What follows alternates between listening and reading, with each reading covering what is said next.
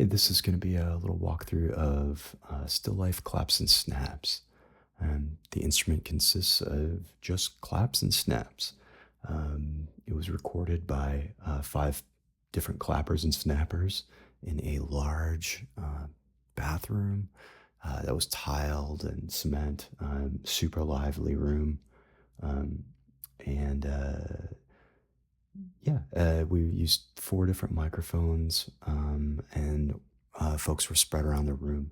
So you get a real kind of natural, loose clap feel depending on how many people you have selected.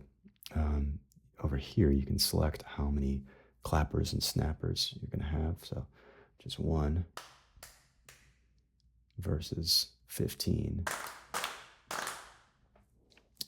That's all of the claps and snaps stacked. Um, Yeah, you can control the volume and mix of the claps and snaps independent of each other. So I'll be coming down. The mix of the mics will remain the same, but you can still, since they're being bussed out to different channels, you can adjust the overall volume of just claps and just snaps. You can also adjust the tuning of the claps. And when you turn it back up, once that little light goes on, then you're at the natural tuned, or the natural sound. Moving over to the right, you've got your attack and your decay. If you want to cut off a little bit of attack, you can do that. Or if you wanted to just have a really short decay, you could do that as well. Below that is the humanizer.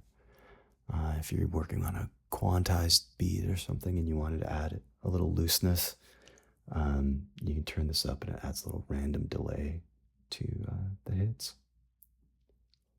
And then we've got our usual effects over here.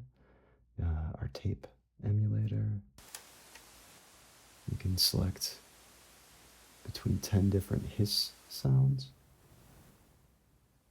And then control the volume of the hiss independently. You can roll off some of the high end of the hiss with that.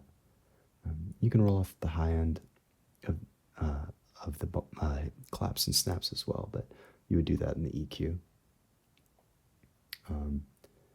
This is tape saturation, warmth. This is the warble amount and the speed at which you warble. It's a little less audible with just bongos, but it's there.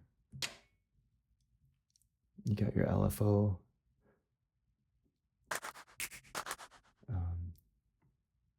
To turn it off, you just pull the slider all the way down and it says off. It's a little more audible with the panning. You can change it between square, sine, triangle with this. You've got a flanger. Psych delay. It's a little more fun with beat stuff.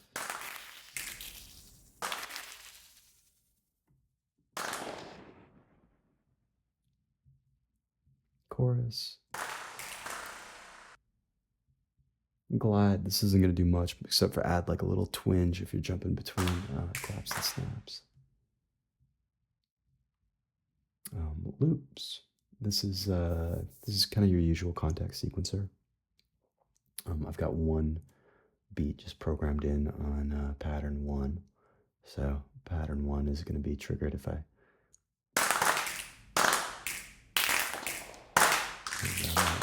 C0. And if you move the pattern knob, you'll know which note you can play to trigger that pattern. And then next we've got our convolution reverb. Oh, let me go back to the notes.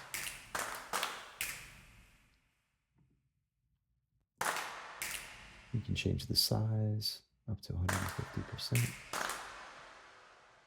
and down to 50%. You can flip it to reverse. You can add some pre-delay. You can adjust the high and low roll off with those. We've got a plate reverb here. An amp simulator, if you wanted to have them sound like they're coming out of an amp or just a speaker. You can adjust all these speakers. Or turn on the amp and put on a speaker. You've got a tube delay here. I'm sorry, tube compressor. Delay is next. This is a replica delay.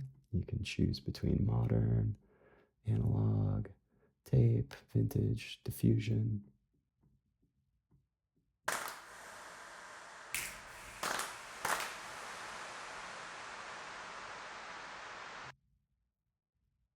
You've got different fuzz pedals. Your rat. Your muff. Tube screen. We've got two EQs, pre, so that's going to be before it hits the effects chain, and post, after it comes out of all the effects chain. And then lastly, and then you've got your high and low pass filters, so if you wanted to change that, you can do that here. And then at the tail end, we've got a transparent limiter. So that is the gist of still life claps and snaps. Thanks for watching. Bye.